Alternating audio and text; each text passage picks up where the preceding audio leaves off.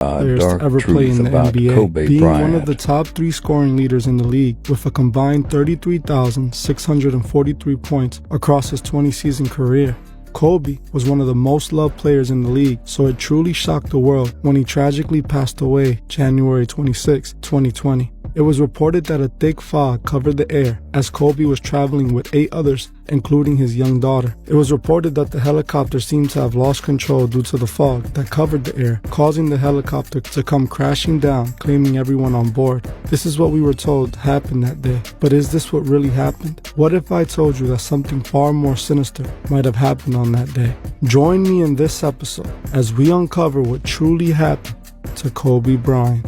On January 26 at approximately 9:06 a.m., Kobe and his daughter and 7 others boarded a helicopter to Camarillo Airport. Kobe was just trying to beat heavy traffic as he was trying to reach a basketball game in time. We all know the helicopter never made it to his final destination, and since that day, many have questioned if this is what truly happened. This is what led me to speculate on what could have truly happened to the retired basketball star. Many questioned the facts provided on what happened that day. As the media ran with the story that the accident was caused due to a fog, many others had different ideas. The thing is, these helicopters are packed with all types of technology that could detect harsh air conditions. Many aircrafts fly through fogs all the time. The pilot would have needed to provide a flight route plan to the IFR operations in order to get air clearance to even be able to fly that day. If the IFR would have felt like weather conditions on the travel route weren't safe, they wouldn't have provided clearance for the flight. So was it really fog that caused this to happen? In my opinion, I don't think so. It just doesn't seem to make sense. Even in the pilot's transmissions, nothing seemed out of the ordinary. The pilot loses transmission once he flies over a certain area right before the crash.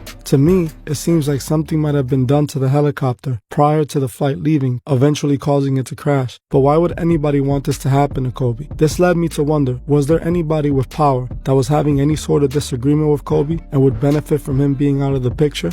As I researched to see what I can find, I stumbled upon an article that spoke about a lawsuit that Kobe was pursuing against a pharmaceutical company by the name of High-Tech Pharmaceuticals. High-Tech Pharmaceuticals is a company that was created in 1994 and sells dietary herbal supplements. In 2015, the company tried to file a trademark for the name Black Mamba Hyper Rush for one of their products. Kobe felt that High-Tech Pharmaceuticals was using his brand to sell their products by calling one of their products Black Mamba. He fell sure in the accusations that the company was stealing his brand and profiting from using his brand. He wanted to be compensated for the money earned while using his brand, and he wanted them to stop using his Black Mamba name. This legal battle was ongoing for years, but in January 6, 2020, just a few days before his passing, Kobe reportedly asked the judge to grant 30 days before his case would go to trial because him and High-Tech Pharmaceuticals were attempting to reach an agreement on a settlement. Just 20 days later, Kobe's helicopter mysteriously crashes due to a fog. Even though the pilot operating the helicopter was a trained pilot who has flown hundreds of times. Conveniently for High-Tech Pharmaceuticals, Kobe would no longer be around to reach a settlement or pursue any further legal accusations against him, saving High-Tech Pharmaceuticals a lot of headache and, most importantly, a lot of money. Now, I am not accusing High-Tech Pharmaceuticals of anything, but I am stating that they did have the most to gain from such an incident happening to Kobe. Who knew how that lawsuit would have eventually ended, nor if Kobe was correct or not? But I do have to agree that this might have something to do with what happened to Kobe, and to me it makes a lot more sense than the fall. Kobe was most likely suing for millions of dollars and at the same time destroying the company's image.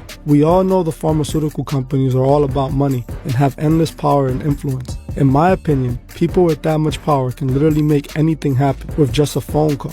I can't really think of anyone else who would have anything to gain from this happening to Kobe, nor who would want this to happen to Kobe. The only other thing I can think of was his Freemasonic connection. Like I stated in my NBA video, it appeared that Kobe was connected with the Freemasons. The NBA is ran by high-degree Freemasons, as even the man who created the sport of basketball was a known Freemason himself. Kobe showed his alliance as he routinely threw up the all-seeing eye. His jersey number 24 adds up to 6, and his brand logo clearly was meant to represent Baphomet. All this shows who Kobe had his alliance with. I always thought to myself that it was really strange that this happened to Kobe in January of 2020, right before the world went crazy in March of 2020. From my several years of studying these occult rituals and sacrifice, I noticed that many of them seem to happen before something life-changing happens. Knowing Kobe passed a few months before the world turned upside down made me think, could this have been the offering for this to happen? It was reported 9 people were on board. We all know that 9 flipped is 6. We also know that the incident happened in Los Los Angeles the city of angels, or in my opinion, the city of fallen angels. Kobe showed his alliance plenty of times, and it was clear that he was indeed connected to the Freemasons.